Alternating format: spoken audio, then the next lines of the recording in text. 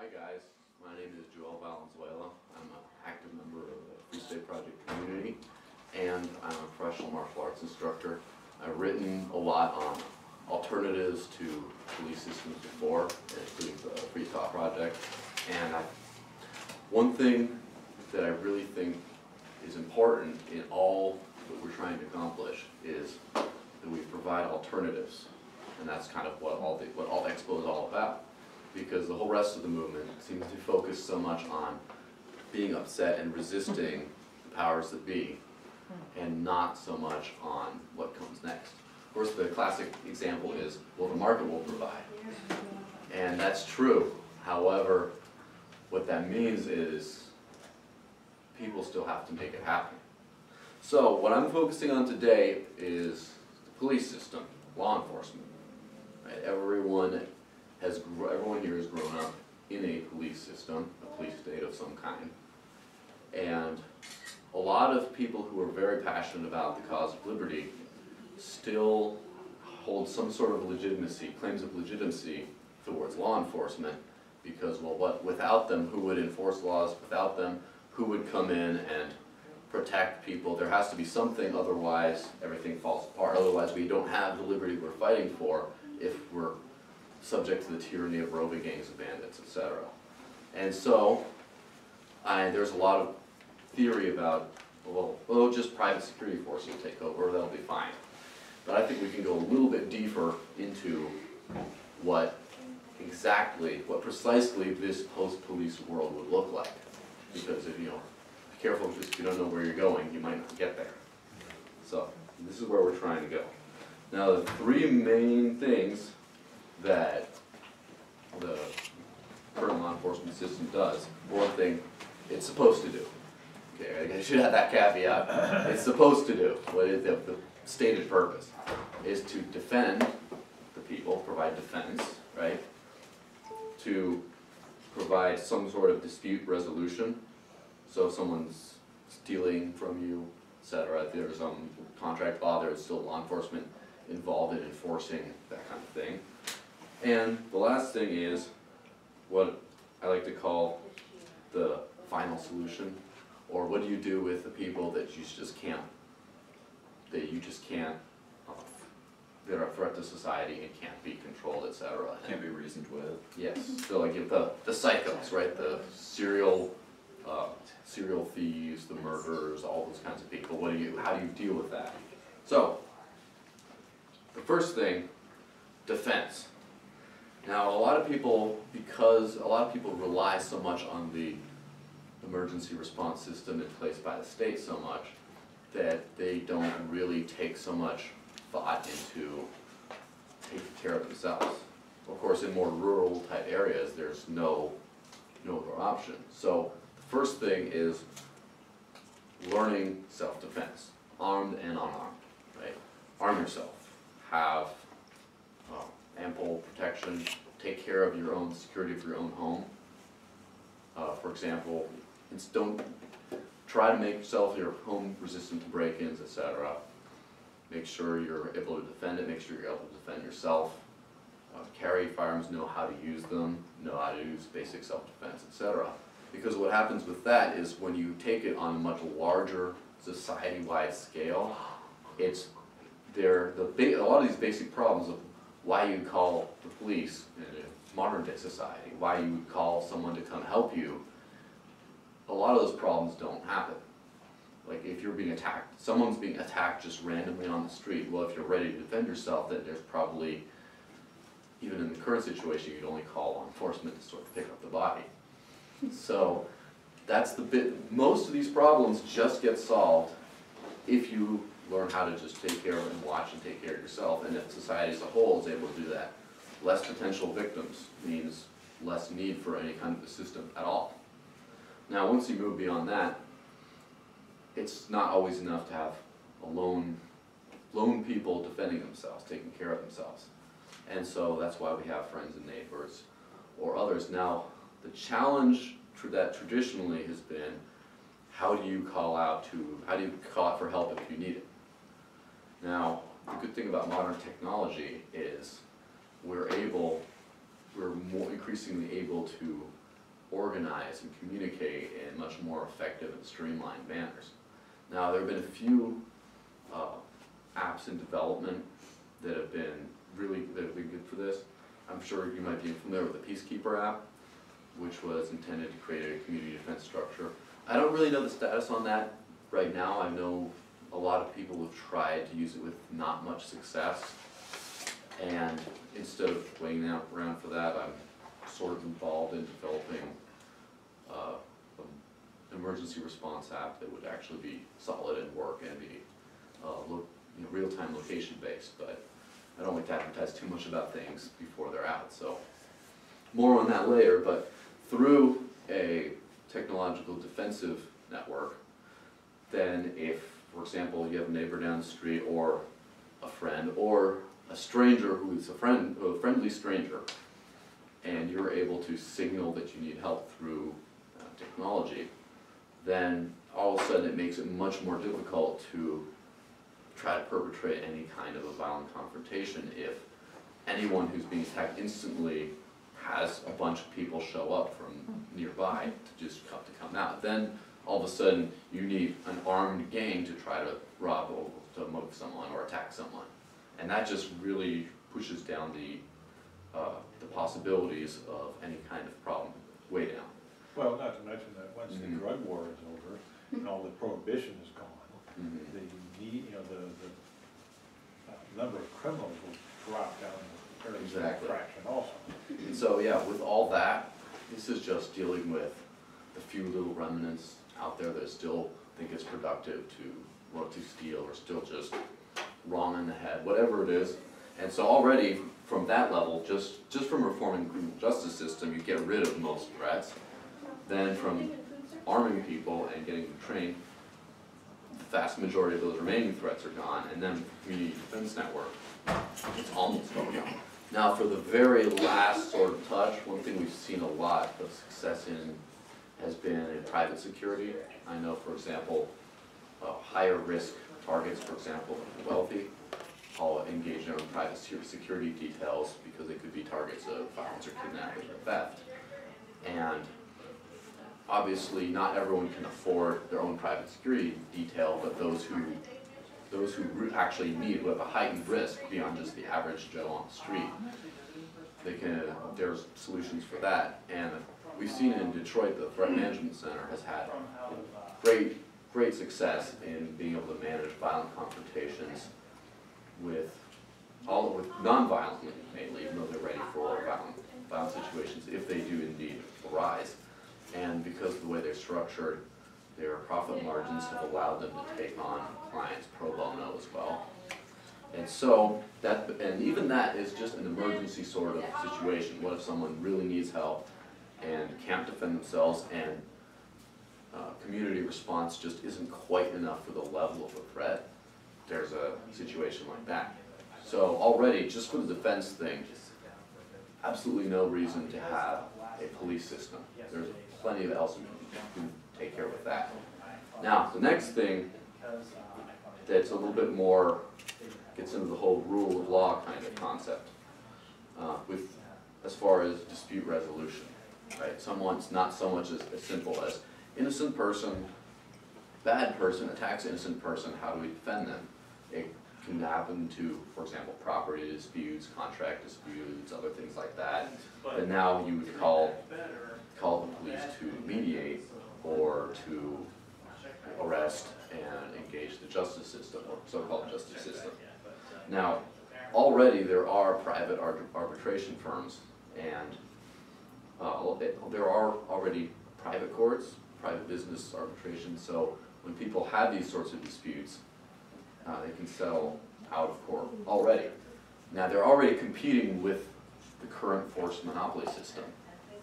And what you can imagine in the absence of the forced monopoly court system, you could imagine having, for example, justice nonprofits being set up, so that even those who aren't able to, sort of like the way we have public defenders in the current involuntary system, that if you're unable to afford actual dispute resolution on your own, there's a nonprofit that takes care of this whole kind of thing.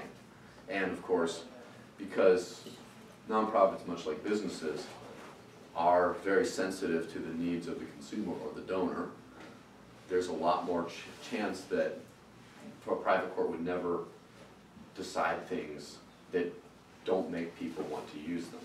They would tend to be the fairest, the easiest, the best solution for all. So those already exist, and in fact, I have read of courts in, of course, in New Hampshire of all places, public courts trying hard to compete to get back some of the business from the private courts, because a lot of people, anyone with the means to do so, which unfortunately isn't as many as we'd like, but with the means to do so have already fled the current justice system and decide to settle everything out of court. And so we already see that effect in a world where it is still dominated by this old system. So in the absence of this old system, we can really see a much better outcome. Now, the other thing that really has spurred the next generation of innovation in the whole contract and dispute resolution system has been Bitcoin, blockchain related activity, because through Bitcoin and blockchain, you have every single transaction is publicly visible on the blockchain, on a public ledger, permanently for the world to see. And so the whole, oh, he stole my thing, he's fraudulently dealing with this, he didn't do that, it's a lot harder once you have a complete public system that just through the virtue of the technology that shows who paid what and for what. And this technology is quite in its infancy, but we can definitely see, as the future progresses, more and more use and reliance on sort of a technocracy style system, where just by virtue of the technology it makes disputes very much less likely, so therefore dispute resolution much less likely. And Do you have questions after, Rich? yes. Okay. Yeah, I'm trying. Someone want to talk about it. Oh yeah, cool. I'm trying to keep this relatively short so that there's plenty of time for discussion. I'm just unloading the whole thing first. Right. Now, the other thing that a lot of people don't really trust in theory, but in practice use it anyway, are rating systems. For example, the whole argument for the necessity to have some sort of a regulatory body over agriculture, for example. Who here has used Yelp before? There we go. That's a big that works great for private dispute resolution, because if someone's an unreliable business person, if someone doesn't do good business, Tell people about it. yeah, then there's a public already, again, competing with the current legal system. There's already private review methods for businesses and business practices that if someone deals in shady things, if someone doesn't make the customer happy, if someone uses fraud, then their public rating is very much tarnished by that. Well, there are things that don't rise to the level of a legal issue, but still Exactly. the customer would like to know. And even if they do rise to the level of what would currently be considered a legal issue, a lot of that can be dealt with through a sort of rating system, or which does work sometimes in the community just through straight up word of mouth, but to have an actual public system where all this happens really sort of helps out. Now the last thing, which is a little bit more, it's always been a sticking point with a lot of more traditional monarchists, has been what I call the final solution. What do you do with the complete outliers who won't listen to reason, who won't be scared off by a bad rating system or private arbitration or anything like that? For one thing, in older societies, banishment was a common practice, right? This person has done horrible things, everyone doesn't like them, and therefore, if anyone sees them around, they will basically end their life. So you have to get out of here and never be seen in these parts again, otherwise something like that would happen. And that sort of solves the whole conundrum of the capital punishment, of what do you do if you have a violent psychopath who you just can't have there in society doing his thing. And you don't want don't want to put him in jail forever, because that's a lot of time and resources, etc. You know, and then capital punishment is a sort of abhorrent idea to a lot of people, where a certain body of people get to decide who lives and who dies. Does banishment really solve the problem there, though, or does it just push it on to another community? It could possibly push it on another community, although through rating systems, etc., it would be more. Other communities Yeah, would be more aware public. before they got there. Yes, exactly. And not every community. What if other communities collaborated and said, no, you're banished from all of us. You're banished from the earth. Looks like you better hide and never come back. Well, Heinlein created the concept of Coventry, which was a place that, you know, Mhm. all the society, you know, cooperated. Okay, this is an area. We're not gonna put you to death, but we're gonna, you know, gonna put you there. And if you escape from there, then we'll kill you. But you stay there, you're on your own. Exactly, and not so much of a Not not quite so much prison, not so but much Yeah. of a confinement Yeah. where they. Well, it's kind of like Devil's Island, but with no guards. You know, it's like I like Yeah. that. you live on your own, but we're not gonna mess with you anymore. It's not so much put there as it Yeah. is not allowed anywhere else. Right. Yeah. Well, okay, effectively. And so that's something that really, if you're able, and it sort of survives, it sort of also solves the problem of what about people with different competing legal systems, or in the case of a post-legal world, with different ideas on what is and what isn't tolerable. For example, one hard topic in a lot of senses is pedophilia. Some people view that as abuse, violence, horrible. Other people view that as something that's natural. That's a really touchy issue, and if there's a known pedophile that the community doesn't desire, the next community over might not view that to be a bad thing. And again, that's a really dark and touchy subject, but that's some way that you don't have to not have drag out conflicts over this kind of thing, where you can sort of solve the problem, at least in the areas of directly affected. And of course, if someone is a threat, right, a violent threat to a community, and communities collaborate through the same defensive matrix for community defense, that information can be shared across other communities, so that if this person shows up on the most wanted list, then they instantly know that person isn't good. We need to take defensive action against them. That could be a whole global thing. So if some notorious whatever is on the run is out and discovered in another country, they don't have to learn from a new set of mistakes that this person is dangerous if you have technological collaboration. And then the last sort of thing, for the most dangerous of the most dangerous, i.e. you don't even want to risk having them around there because they have destroyed enough people. I mean, people have had you could set up a bounty system, and that's always a little bit more gray area because it's more extreme, that you put a bounty on this person's life and send someone to eliminate them. A private contractor out to do that, and of course that's a little bit extreme, but I'm sure that the only kinds of people that would engage in that kind of activity to try that would be once that designated target has been adequately designated by enough people as a complete threat to existence. And of course, if there was some sort of sanctuary city or other area where this kind of person would be safe, then they would just be sent out there. But if they were considering re-entering the civilized world, so to speak, where their existence is not tolerated, send a bounty hunter right away to take care of the problem, or else force them back into hiding.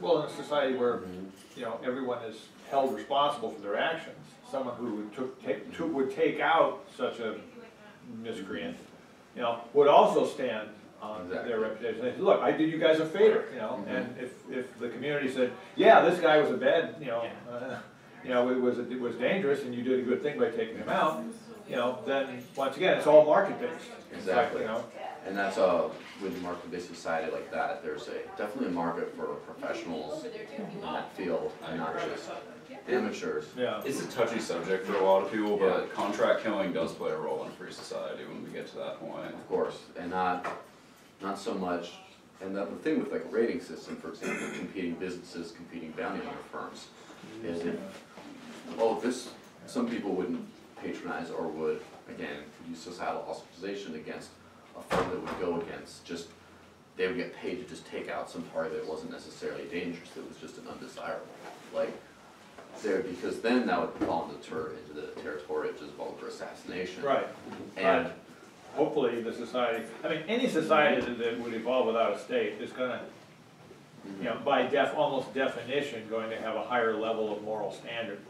yeah, Okay, so they're not, I mean, if you get rid of the state, then I don't think people would fall into, oh, well, let's all get this guy because we don't like his looks, you know, I really don't think that's gonna devolve into that. yeah, and it's not like one of the big arguments against sort of laissez-faire societies, where voluntary societies, is that the people will voluntarily choose the wrong thing. And what they don't realize is involuntary societies are also made up of people. Yeah. They can have just They as do bad much, things. power to err, if not more, in fact, because of the corruption of power, which is. Yeah, a powerful bureaucracy is Yeah. likely to make more unethical Yes. decisions than a group of Mhm. free people acting on a voluntary Exactly. basis. So a completely free and voluntary society, even if they make possibly objectively wrong decisions, would, in my most humble opinions, be much less horrible decisions than if there was a power, the same people Yeah. under a power structure. That were insulated from the effects of their bad decisions. That's Exactly. especially the problem. So there have it, the three main things that law enforcement is purported to take care of, and that's why I don't think we need police at all, and we can do without them in a voluntary society. So now I'll open to any questions that I'm able to answer on that, you fire away, open discussion. Anyway, I had a question about cryptography. Oh, Yes, really quick. So this came up in the Mhm. discussion this morning about the objectivism versus anarchy, about these competing, like if you have competing law enforcement or competing arbitration, you know, here in Manchester there were three police departments, if you will. And, you know, how do you deal with, you know, overlap? How do you deal with, you know, well, I'm defended by firm A and you're defended by firm B, and how do you, or people who aren't contracted out, or externalities, like it seems that he was bringing up a lot of good points of the messiness of all these, especially if you're in a competitive market system for these services.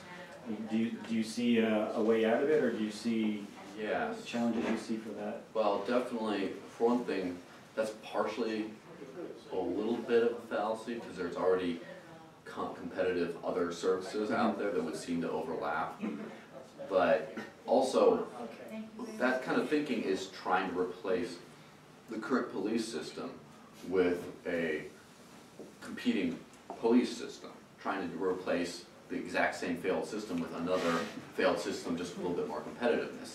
That's sort of like when people in England complain about the Royal Mail, which is a private organization, being inefficient and horrible. Although private, they have the monopoly on the mail delivery in the UK, so you can't really.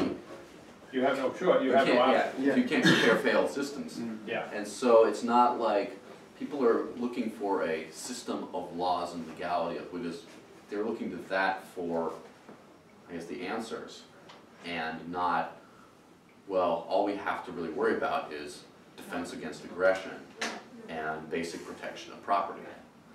And there's not, it's more of who, and there wouldn't necessarily be a whole legal system that you compete with, there just is essentially. So you said the solution will partly come from this new model, this new Yes, global- exactly. Just no one system that just governs everything. More to for one thing, just again, very fewer laws, and no laws in the traditional sense, right? But still very fewer things that people actually feel that they need to be worked out. So mostly it would be more like for example, there's competing law services already within the system, and it would probably fall under the same sort of thing. You'd get competing mediation bodies. Oh, I like this one better, well, let's do that, and then they have to agree on the best one, for example. Also, if you could use the metaphor of like insurance coverage, and different companies cover different things, and also, even if there was something like where you have a private security system that takes care of you and your property and sort of defends you, if someone has transgressed against you in the eyes of this one body, but then the other person's competing system doesn't agree with that, and then what happens there, that whole messy thing. What we don't realize is that that does happen in the world today, just on a macro scale between nations, right? Someone is a fugitive in one country, and they have broken the laws of another country. The other country wants them to prosecute them, but their country doesn't view that as a crime. And so already we have those situations, and the way they get worked out is usually through diplomacy. Like if someone is being held captive in a foreign country for a law event, the home country's government negotiates with them for a release and a transfer. Or on the opposite, if they flee to their home country and the transgressed upon country in their eyes, once they're high, they try to negotiate a release. And most modern developed nations have what they call extradition treaties, where if someone breaks their laws and they need to have them prosecuted out in the other country, they already have a pre-existing agreement that the government of one country will extradite the person to the other country for prosecution. So I can see a lot of cooperation and negotiation like that on just a personal level, on not like between nations, but between different service providers, so to speak. And at some point, you might end up with a place where they can't agree, in which case the person in question is hiding out in his house, his protectors form like an offensive line, and then his prosecutors form, and then they have an armed standoff, and just probably they're not going to start killing each other over this dispute over this person. I like to say that we already have global anarchy. Nobody rules the world. What we call countries are, you can think of them as competing defense agencies.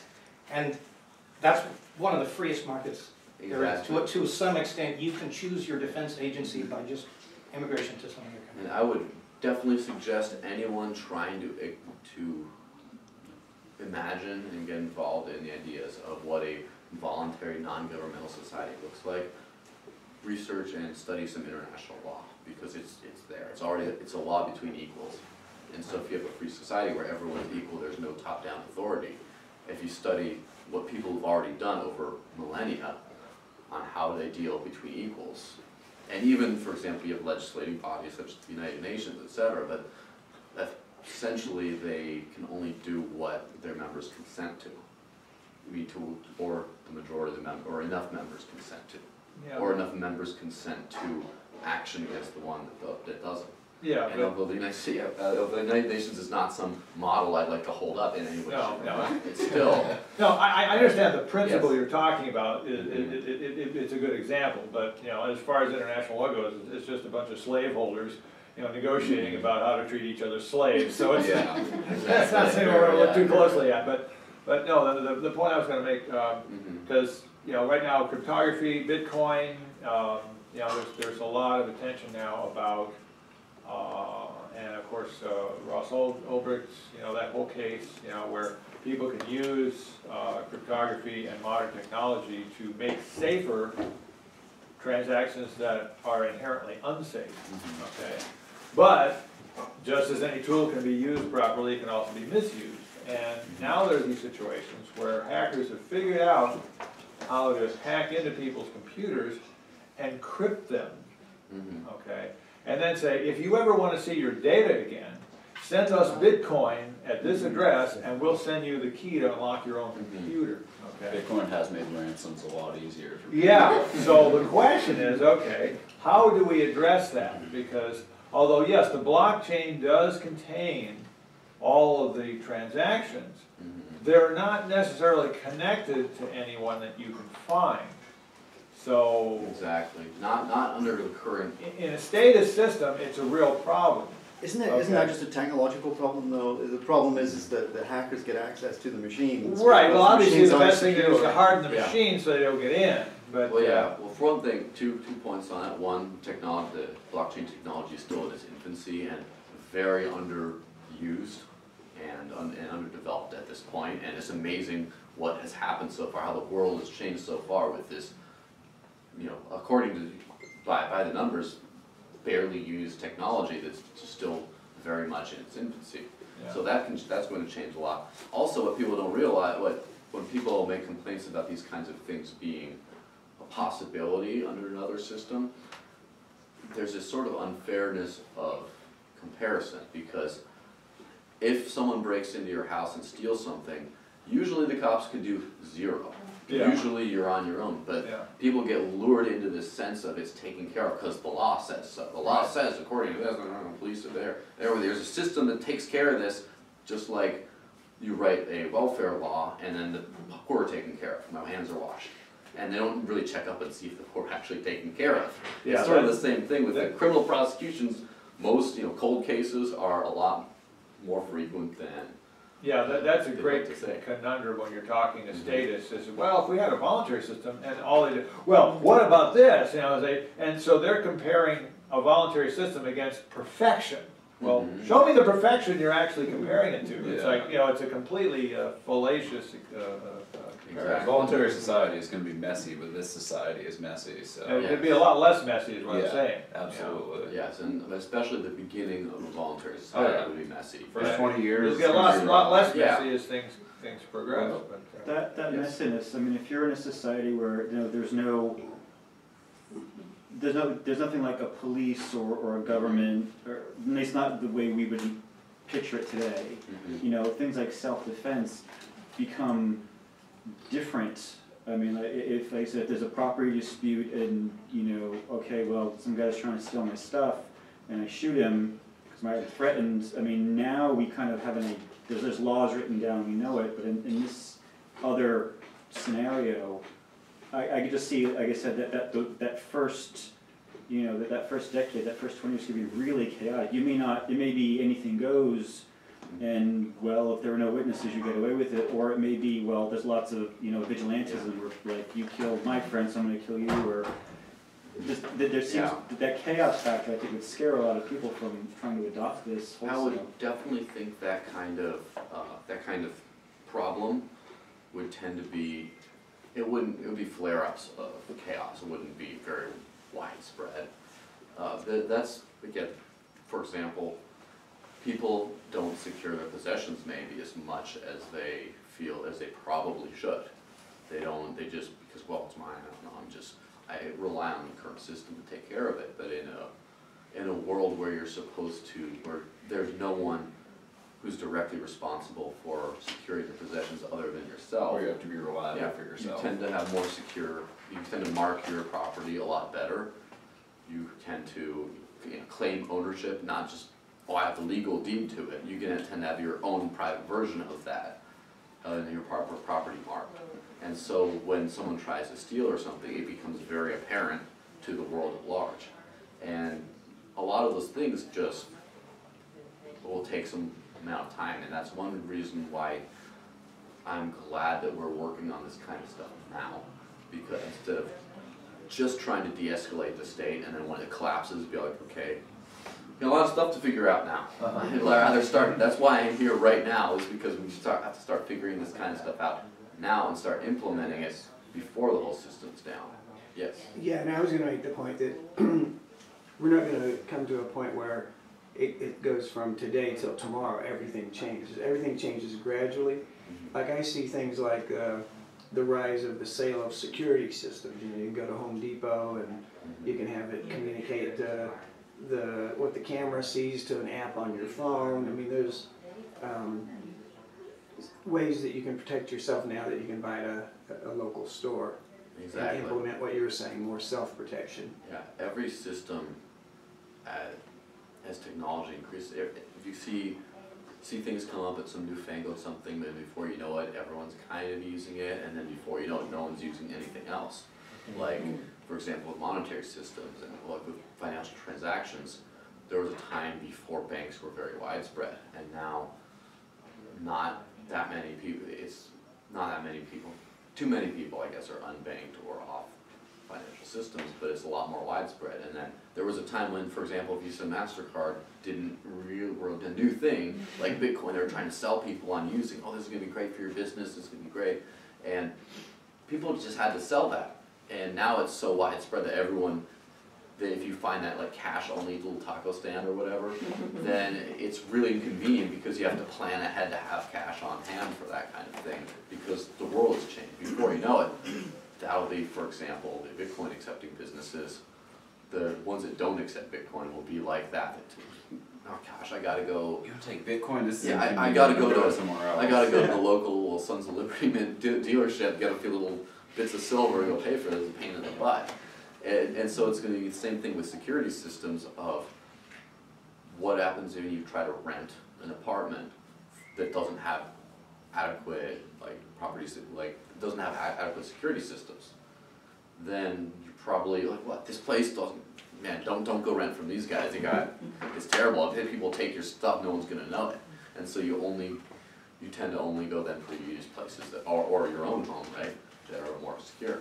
Well, of course, I submit that at some point, down the road, when the messiness all works itself out. I mean, I got this image about the messiness. It's like, oh my God, we could be living in an anarchy where protection rackets take more than half your income.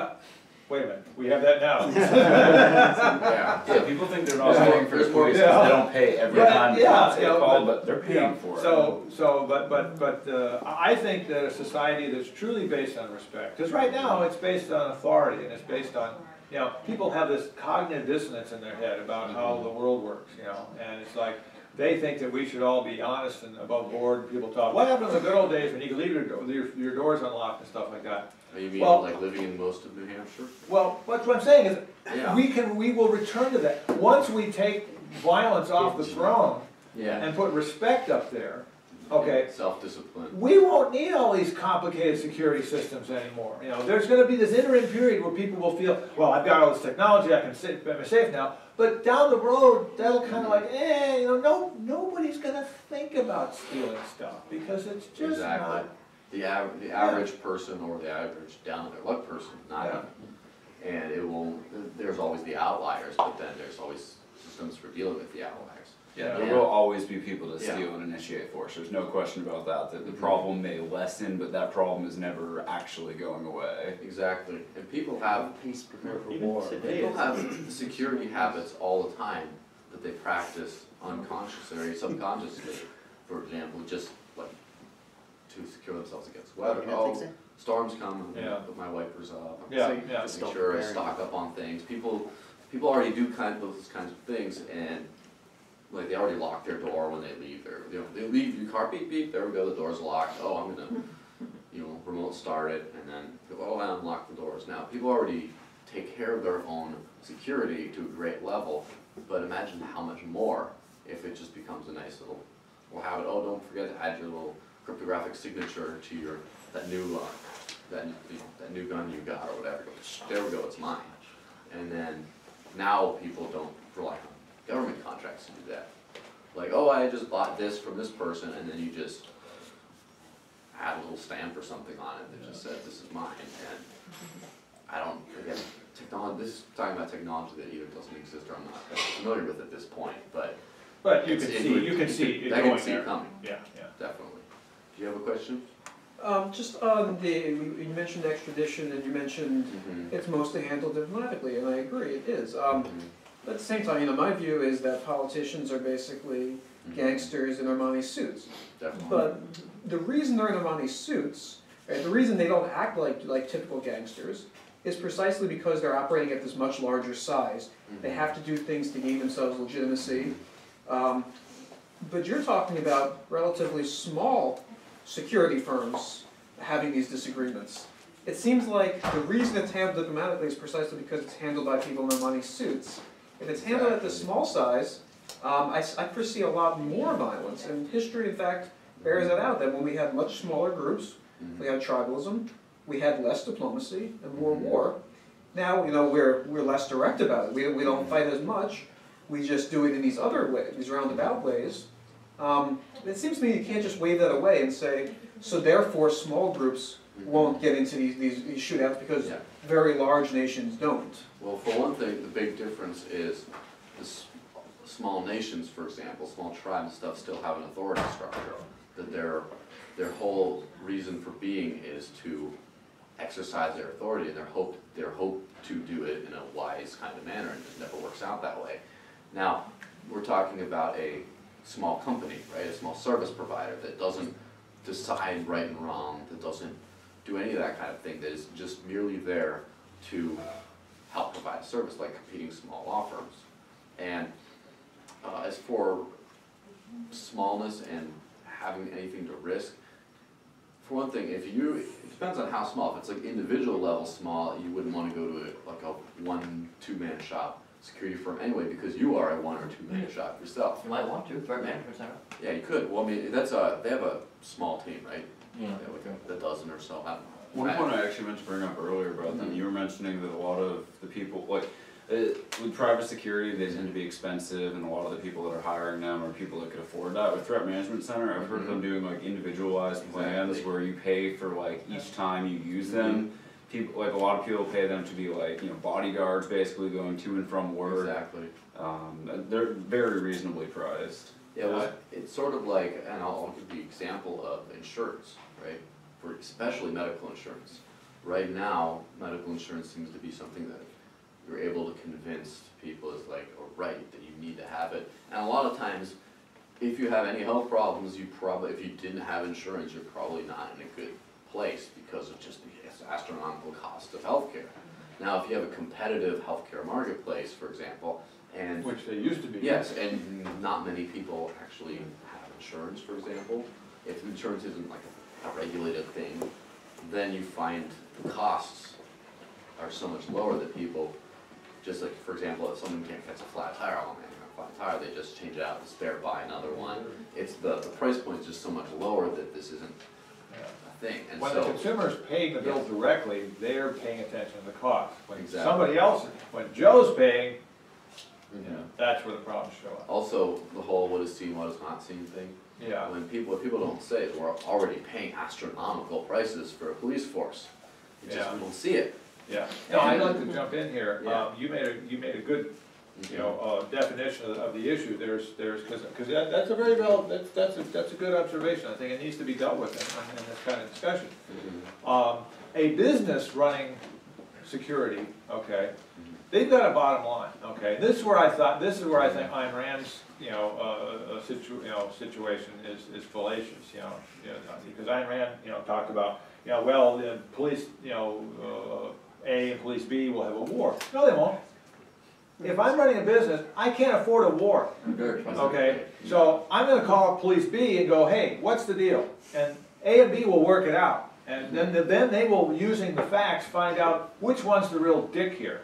Yeah. And then they'll say, look, and they'll say, look, stop being a dick, otherwise we'll drop you as a customer because you're costing us too much money. Exactly. That's how it's gonna That's the happen. big key, is Right. the drop of a customer. Right, That if- now, so that takes care of the business problem. But there is a personal problem, okay, that also has to be addressed. Tribes and stuff, what makes them go to war isn't economics, it's worship of authority and bigotry, okay?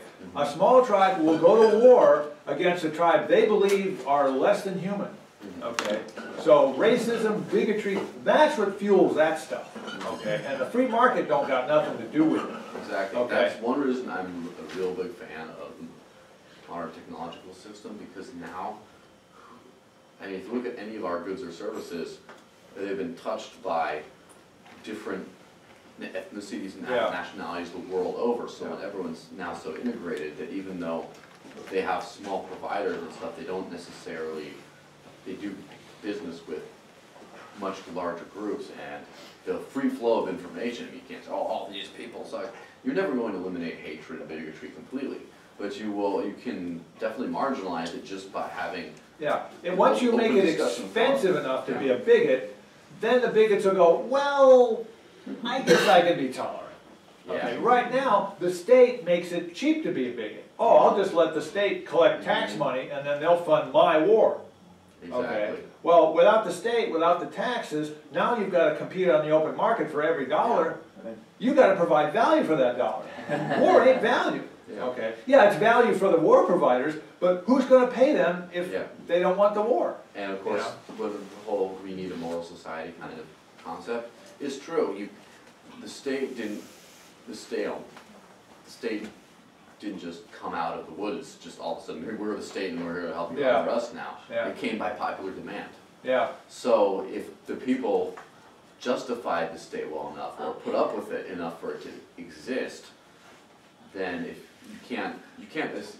Okay, we're all about personal responsibility, right? You Right. can't say you have no responsibility to yourselves to be moral and righteous people.